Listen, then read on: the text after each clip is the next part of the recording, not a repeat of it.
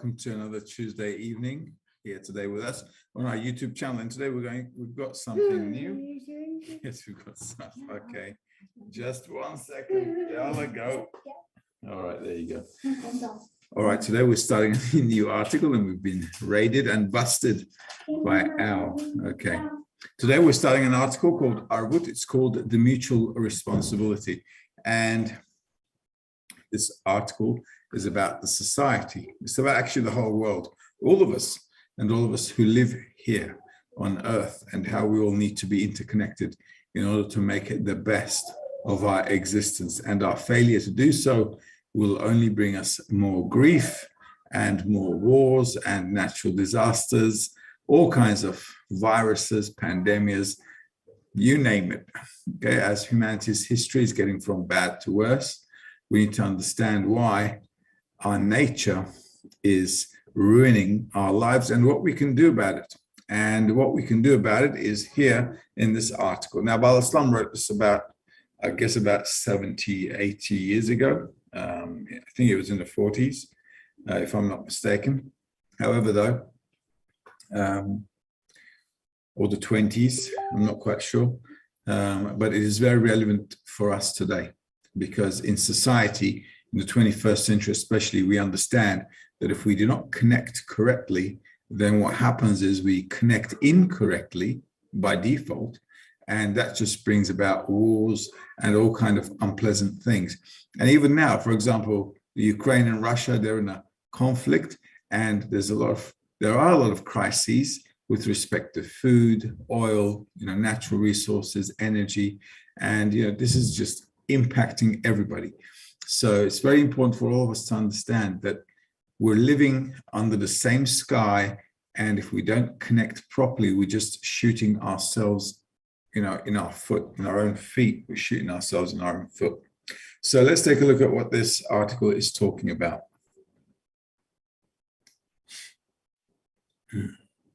If you have questions, as usual, shoot them through. This is one of the fundamental articles, the mutual guarantee.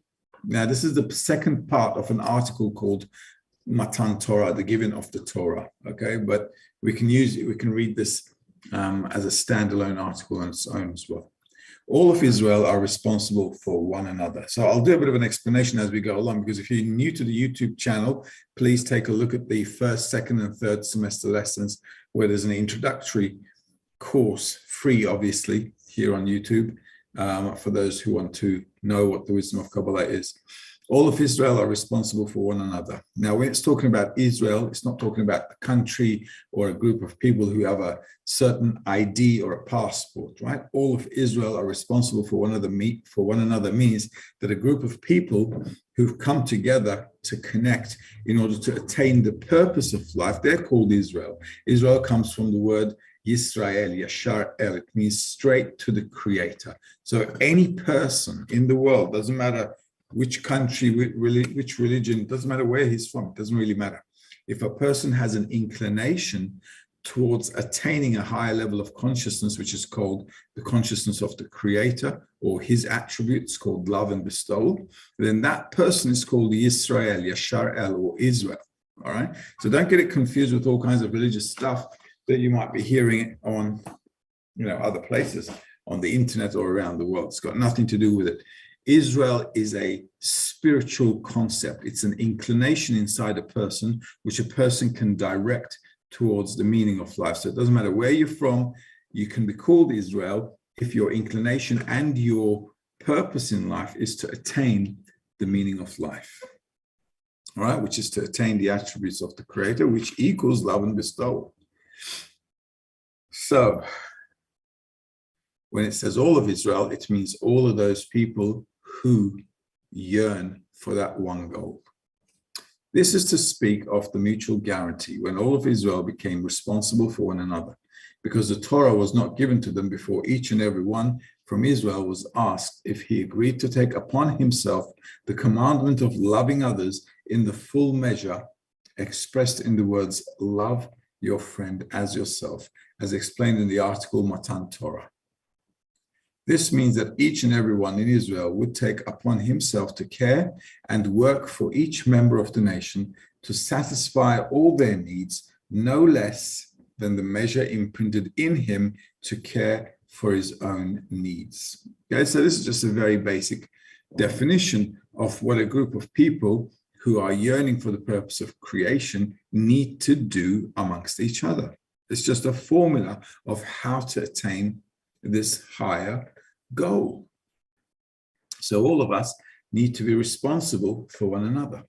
And only if we are responsible for one another, that is the only time when we can receive the Torah. Torah means enlightenment, because Torah comes from the word light and user manual. So if you use the method, the manual correctly, you will get enlightened. And you need that mutual responsibility within the group towards the goal.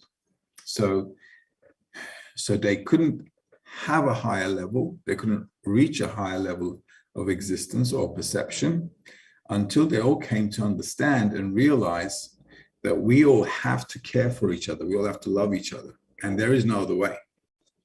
And if we don't all think about each other like we think of ourselves, then we're just not going to be able to have a good life. The only time we can have a life of security, of confidence, of abundance is when everybody's thinking of each other and everybody really has what they need in life. Because the world is enough for all our needs, but it's not enough for one man's greed.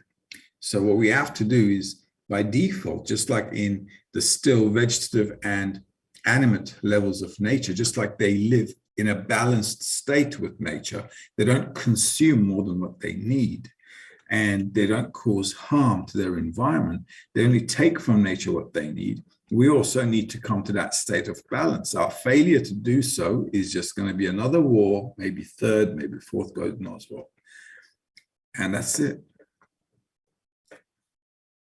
So there'll be no end to all our sufferings. So we need to all take care of each other, and that is the law. That is the rule of nature. Once the whole nation, which is the whole group, unanimously agreed, unanimously means everyone. If one person among us doesn't want to take this upon himself, then we won't make it, because we then have to compensate. Everybody else has to compensate for that person. So by default, we won't be able to make it. And nobody else can fulfill the role of another, because we're all different and we're all complementing each other, we're all completing each other. Then if there's a hole in the boat, then we're all going to sink. We will do and we will hear. So everybody will take upon himself this responsibility. And upon taking that responsibility, we'll come to a result called hearing. Each member of Israel became responsible that no member of the nation will lack anything. So we all have to take care of each other. We're going to make sure everybody is according to a normal corporeal life set. Everybody has to care for each other. So we don't steal from each other, disrupt each other's needs, but we always take care of each other's needs. And on top of that, obviously, only then did they become worthy of receiving the Torah, and not before.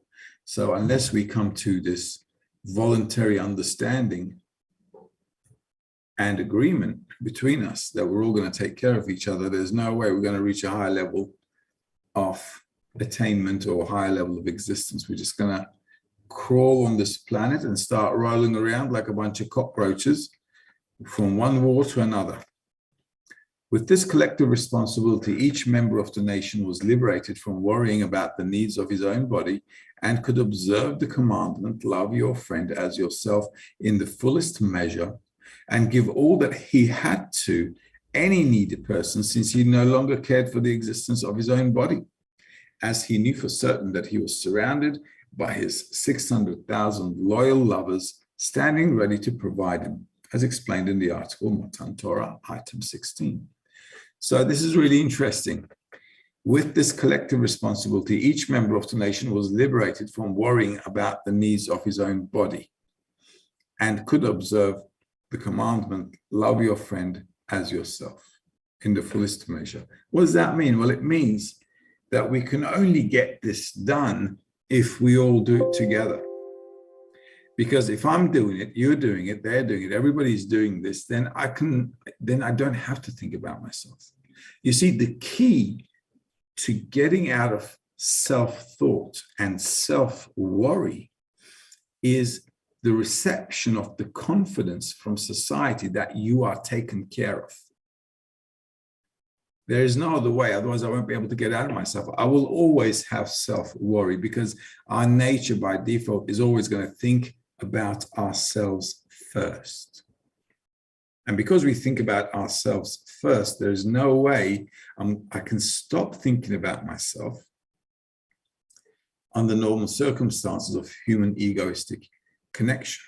However, though, if we all decide that we're going to take care of each other and we all do it, and if I can receive that confidence, it's just a feeling and sensation that everybody's thinking about me and I'm thinking about everybody else and everybody's thinking about everybody else and everybody's in this loop of thinking about everybody else, then all of us get this confidence. Then we can stop thinking about ourselves.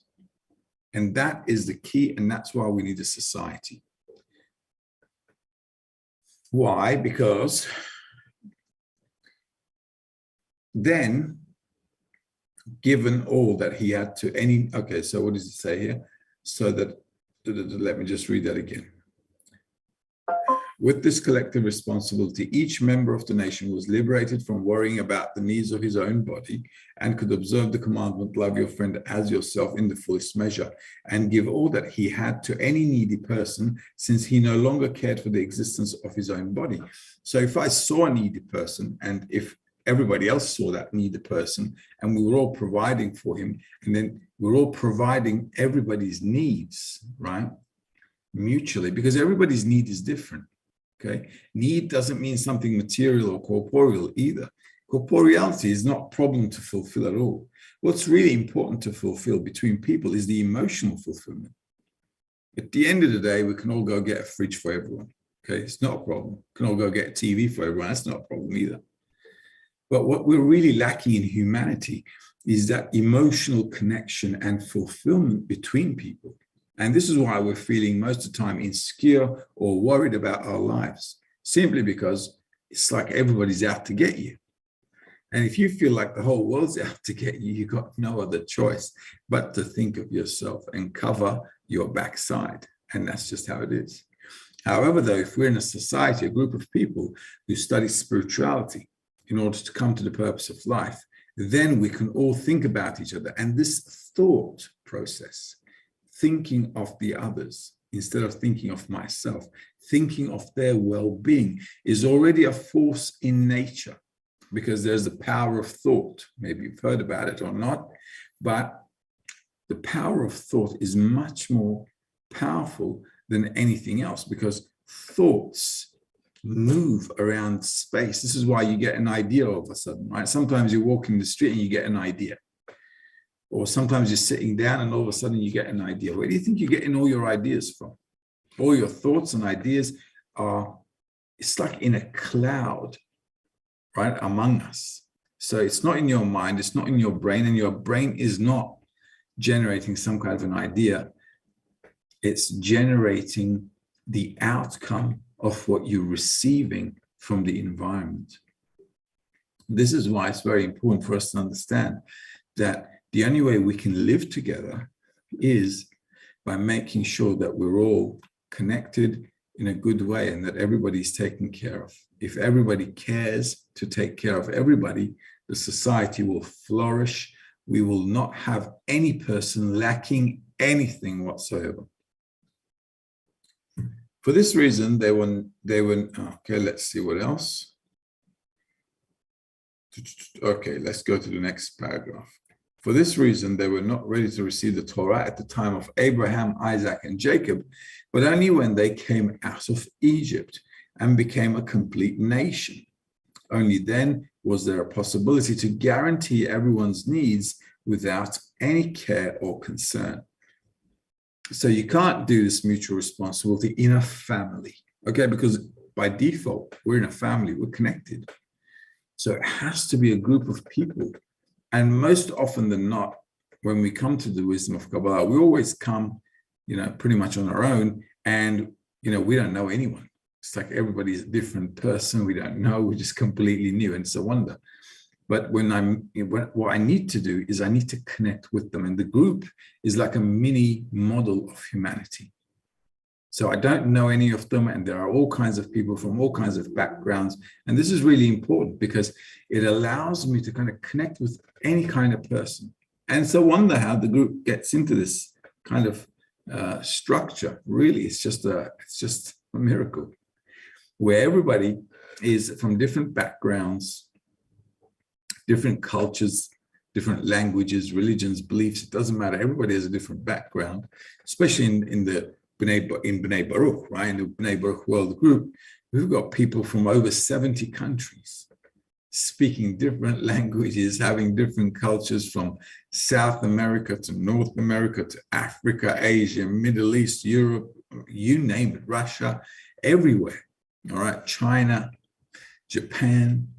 So there are a lot of people with absolutely, opposite, different cultures, beliefs, and so forth. But because they understand that we can only go forward in a positive way for humanity if we all connect, then everything else becomes like secondary. Absolutely. So then all our differences in culture, beliefs, everything, it just becomes something like on the side. It's a side dish. And the important thing becomes the goal. And the goal for everybody in humanity is the purpose of life. At the end of the day, like I said, we're all living under the same sky. So what difference is there between us except maybe color or culture or what? Even in the 21st century, can we really say we belong to a race? We're all so mixed up. I'm sure if we did a test, we'd probably have like several different kind of genetic structures in us. So who's who really? So nobody knows. So the important thing here is to understand that despite all our differences, if we want a good, happy life, we have to connect. We have to connect in a good way, a positive way, so that we can sustain and maintain everyone without any differences. Take really care of everyone. Now, it may sound a little far-fetched, and for the whole of humanity, it is far-fetched, but we're not doing this with the whole of humanity at the moment. We're just doing this among us, among ourselves in our group. So it's very, very doable. It's very realistic. And pretty much we can really say, as B'nai Baruch, with friends from all around the world, that we have this understanding that we have a positive connection with everyone with respect to this common goal. And the important thing here is to understand the goal. And the goal must always be in front of our eyes, and that's to attain the meaning of life. This is really important because you don't want your unity between people turning into some kind of some kind of a crazy socialistic idea or some kind of a cultic idea, right? That's not what we want. What we want to understand is that the role of a human being is not to run around this planet and build buildings or build all kinds of structures. The goal of the individual, of the person, of the human being that's created here is to attain that higher level of consciousness, which is beyond all our materialism and materialistic values.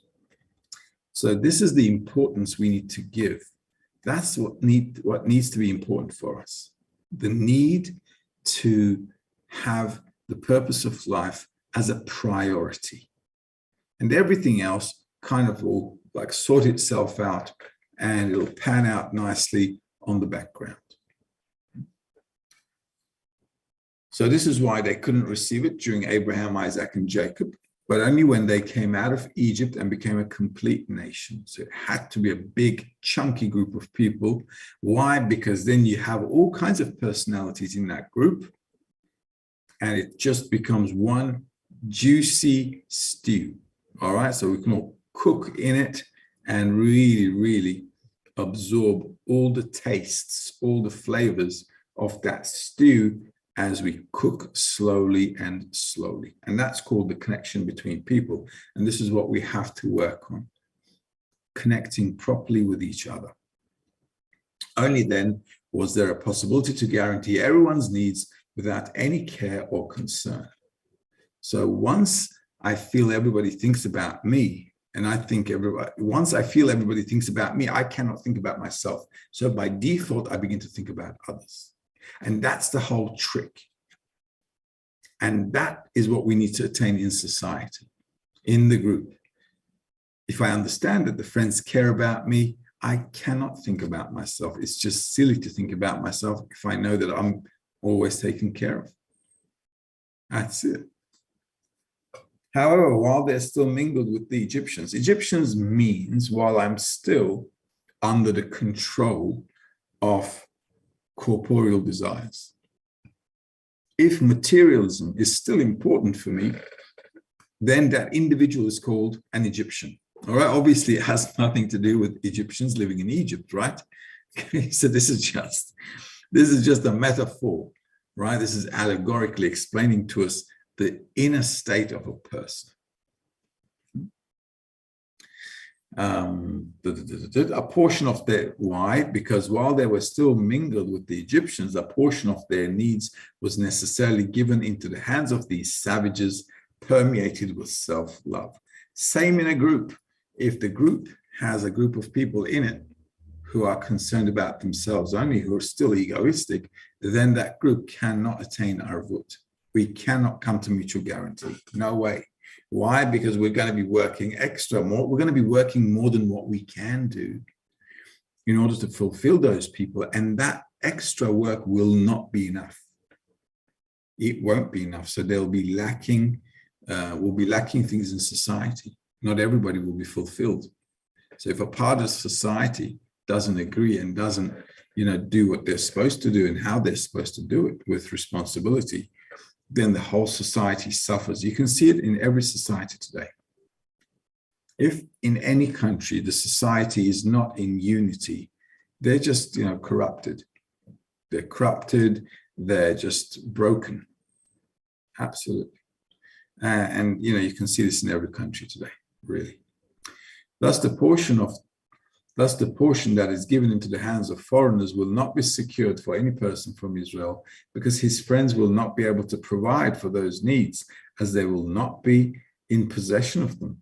Consequently, as long as the individual is troubled with concerns for himself, he is unfit to even begin to observe the commandment, love your friend as yourself. So as you can see, there's a strict law here, and that law is all or nothing. In spirituality, there is no 99.999999%. It's either 100% or no deal. Okay, there's no other way. So also in our body as well, right? One cancerous cell is enough to knock us out over a period of time. That's it, it's game over. So it takes just one cell, and it takes just one individual, two individuals to stop this application of mutual responsibility, and then everybody falls. There's no other way. So this is very important. And in order for us to understand that, we really need to work on it. We really need to be in an environment that's constantly reminding us and teaching us, explaining it with all kinds of examples. Just like with the articles we're studying, with everything that we study, we need to understand that in order for me to get out of myself, everybody has to think about everybody else and not about themselves.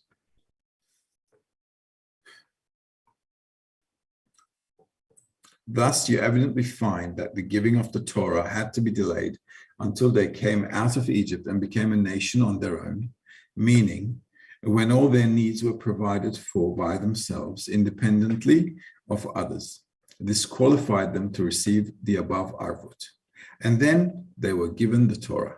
It turns out that even after the reception of the Torah, if a handful from Israel betray and return to the filth of self-love without consideration of others, that same amount of need that is put in the hands of those few would burden each one in Israel with the need to provide for it themselves, because those few will not pity them at all.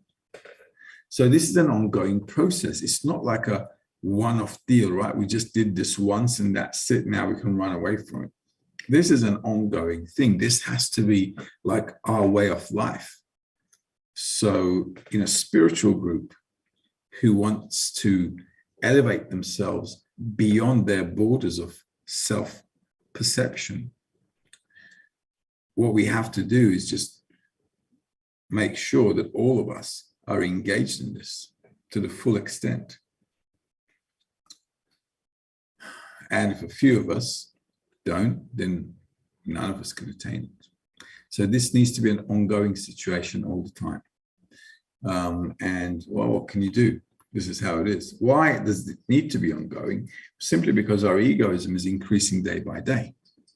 So in order for me to constantly elevate myself to a higher state, I need to overcome the next degree of egoism that reveals inside of me. How's it going to reveal inside of me? Well, the more I try to connect and bestow, I should discover in me what is against that new level of connection that I need to attain.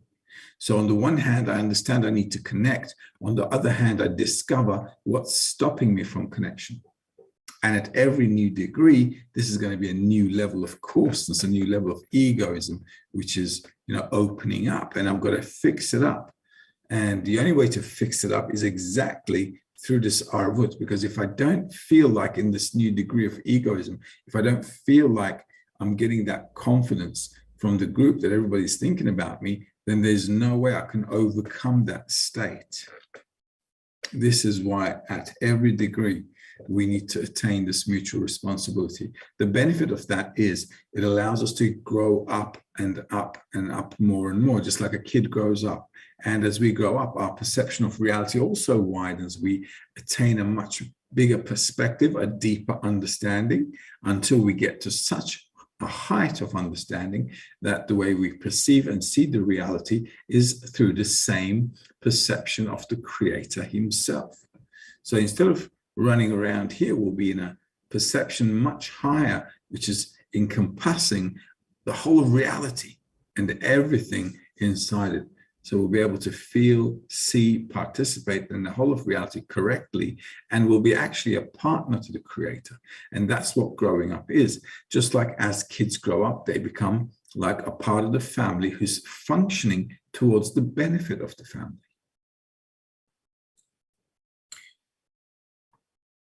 Okay, item 18. Are there any questions so far? Okay, nothing. All right, so we'll just carry on. Item number 18. Therefore, the Tana described the mutual responsibility as two people who were on a boat, and one of them began to drill a hole in the boat. His friend said, "Why are you drilling?" He replied, "Why should you mind? I'm drilling under me, not under you." So he replied, "You fool, we will both drown together." So this is a really good example. You see, this is the kind of inconsiderate behavior we humans have. Okay, I think I'm doing something which is relevant to me, and I have no understanding, due to the lack of understanding, that I'm causing harm to somebody else. Now, if every day I could see how much I was harming other people with my thoughts, with my actions, with my behavior, we would be shocked. So life also has a bit of mercy on us. It doesn't show us how bad we are unless we can handle it. Now, life doesn't show you stuff you can't handle. So in order for us to really discover how our egoistic nature is really bad and evil, we have to work towards mutual love. Because by working towards mutual love, meaning that I need to love somebody else except myself, then I can discover inside of me what is against loving other people. Because if our nature is egoistic, and this means that I am only self-love, I don't love anybody else, human nature can only love itself. Right? That's just how it is. And if you don't understand that by now, you can also read some scientific articles. I think it's all scientific now. Thank goodness the Kabbalists wrote about it about 5,000 years ago. However, though, we are catching up as humanity, as you can see, right? So our egoistic nature will not give us the opportunity to care about or love anybody else. And if you think about it logically, it cannot. Because what is our egoistic nature? Our desire for pleasure. It means that I'm giving more importance to myself. That's what egoism is.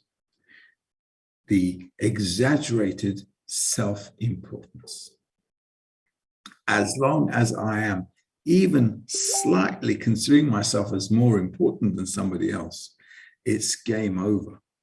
There is no way I can benefit somebody else. Everything means I'm benefiting. Everything I do means I'm only doing it for self-benefit.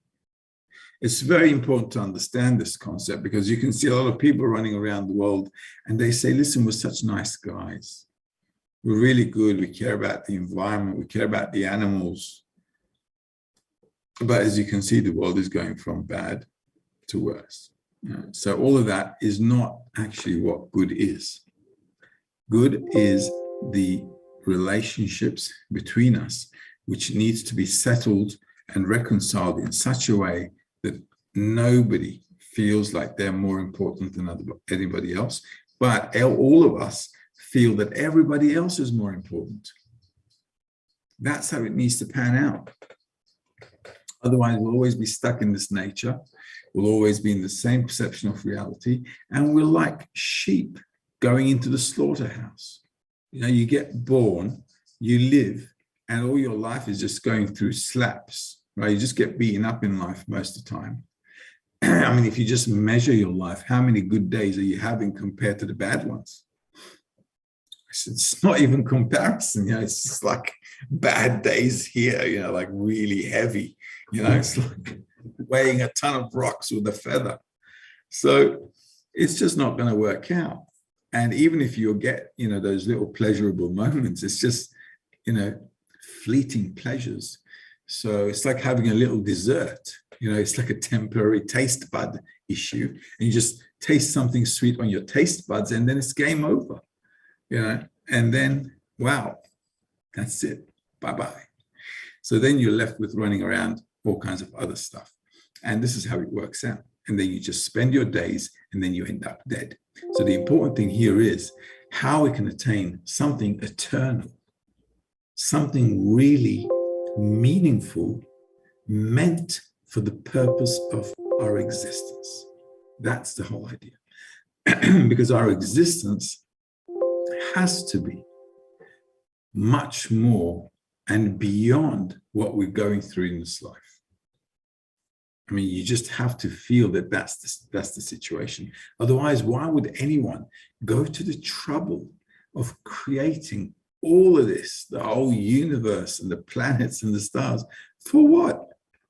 So that we're going to get born, live, and end up dead like a bunch of cockroaches. I mean, how could that be? So there must be a higher purpose. There just has to be.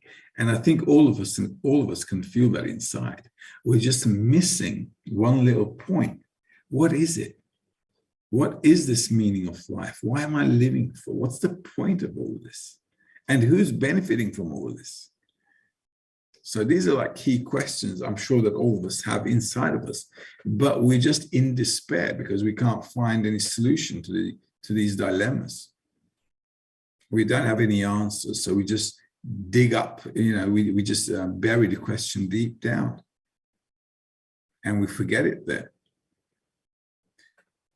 All right, so this is a new era. The 21st century is a new generation. It's a new era for all of us in humanity, and it's definitely a wake-up call for all of us. So the more we advance in looking, seeking, searching for the meaning of life and working to attain it, the better it will be for all of us, for the individual and for everyone else. So we have to make sure that we stop drilling a hole in the boat, and the whole of humanity, if you think about it, the whole of humanity is on the same boat. Right now with Ukraine, wheat supplies are not enough, or sunflower oil, cooking oil is not enough around the world now. See how inflation is going up, and inflation will go up even more. Corn prices are about to go skyrocketing. Same with wheat. Recently, they came down a little bit, but only to be brought up again. Why? Because we're lacking. Demand, supply, simple equation. Now think about it. There is enough wheat in the world for everyone. Okay, there is. But we're not able to supply it because one egoist decided to wage war on another one. You understand what I'm talking about? See how egoism is impacting all of us. Now you might be thinking, why are we having this inflation? Like, I'm on the other side of the planet. I haven't done anything wrong. I'm just living my normal life in my own town, village, whatever. Why do I have to suffer? Because we're all interconnected. Because of two people going through a war, everybody's now going through inflation and fuel price hikes, and fuel prices will go even higher, and you will be shocked. So food prices, fuel prices, everything is going to go up and up and up and still going up. It's going to be hyperinflation. And that's just how it is. Why? Because two guys are having a fight because they can't sit down quietly and get along. That's just how it is. It's very childish, like two kids in school fighting. What can you do? They cannot overcome their own nature. They just can't help themselves. They can't stop themselves. So all of us have to suffer. And this is what mutual responsibility, this is what this article is talking about. It doesn't matter who is arguing. As long as there's a drama in the world somewhere, we're all affected. And the beautiful thing, well, I can't say the beautiful thing obviously about, but what we do see in this war is this is how it is. See, this conflict, this war is beginning to show us the truth, that if we keep fighting, we're just going to cause ourselves harm. And everybody's having a problem then. So the less wars, the better. So let's move forward onto item number 19. In fact, you know what? Let's stop here. All right, we'll stop at item number 19. All right. Any questions? Just one? Just one. It's okay is asking. How can we know if we're doing something that we think is only affecting us, but it's harmful? Well, how can I know if I'm doing something which is harming others and I don't see whether they're harming others? Well, it means I'm not connected to others. I can only see the harm if I'm connected with someone. And the harm doesn't also have to be physically, it doesn't have to be realized in physicality, even if I start to think badly about someone else. But how am I going to reveal all that? I can only reveal it if I'm connected with someone. What does that mean? If I'm working on this mutual love with that person. You see, a lot of people in the world, they don't see they're bad. Why? Because they're not working towards loving others. If I'm not working towards loving others, there's nothing bad. I won't see anything bad about me. What's there to see?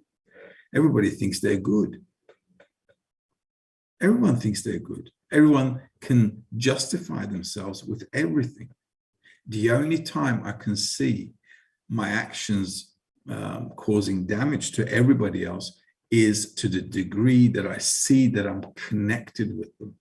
So I need to do an act of connection. Then I can receive some kind of a feedback showing me where I'm disconnected. That's the only way. And this is why working in a group is very important, because I've got someone to work with. This is why we can't go out into the world and say, oh, okay, you know what, I'm going to love everybody. It's just not going to work out. The whole world is going like that. Everybody's saying to each other, oh, I love you. I really do. Okay? It's just a joke. Okay? Because you're only loved as long as the other person is getting pleasure from you. And if they're not getting pleasure from you, that's it. It's game over. They go, hey, bye. But how can that be? Yesterday you said you loved me. Well, that was yesterday. I don't feel like that today. Okay? Why? Because they haven't worked on that mutual connection.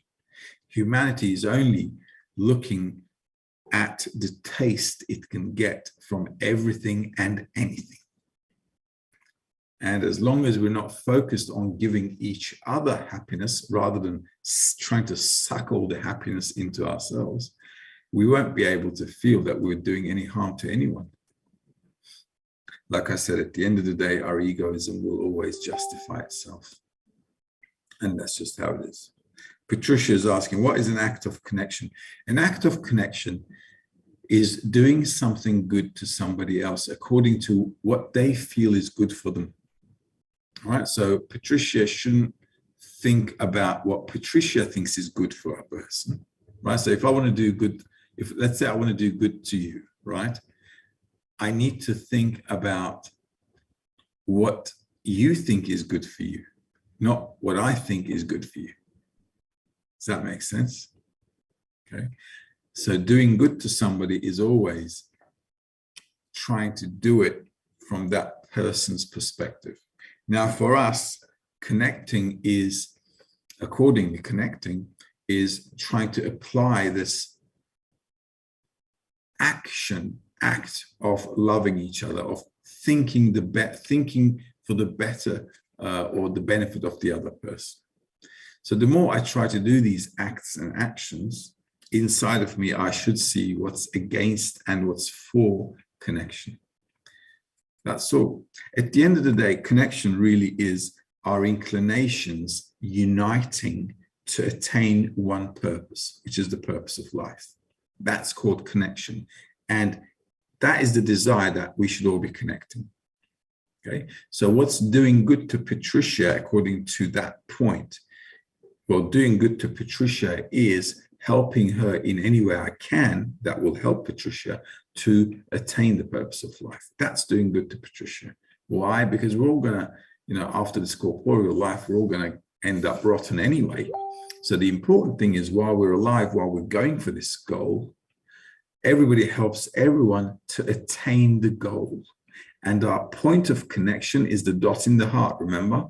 Our inclination for spirituality. So if we connect those, what does it mean to connect those? That we all help each other to attain the common goal, then we can get connected, right? Because then we have a common goal, right? I'm helping you, you're helping me, but we're helping each other for that common goal. That is called a connection, all right? So all the actions that we do in the group are to bring us to a tighter connection.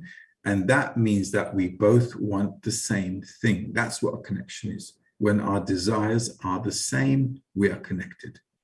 When our intention is the same, we are connected. Patricia's asking, can we ask our friend what she needs for connection? Absolutely. That's great. Talk to each other in your groups, in your tens, and say, listen, what do you guys need so that we can advance better in spirituality? What does everybody need? Let's put our needs on the table, okay? So we can see where we can complement each other on our spiritual path and see how we can, complement each other, how we can complete each other. Talking about these things are important, and then everyone can say what they need to always be in connection with the friends and to do things or to get strength from the group as well. Absolutely. Talking about these things are very important. We were just talking about it with the friends this evening ourselves.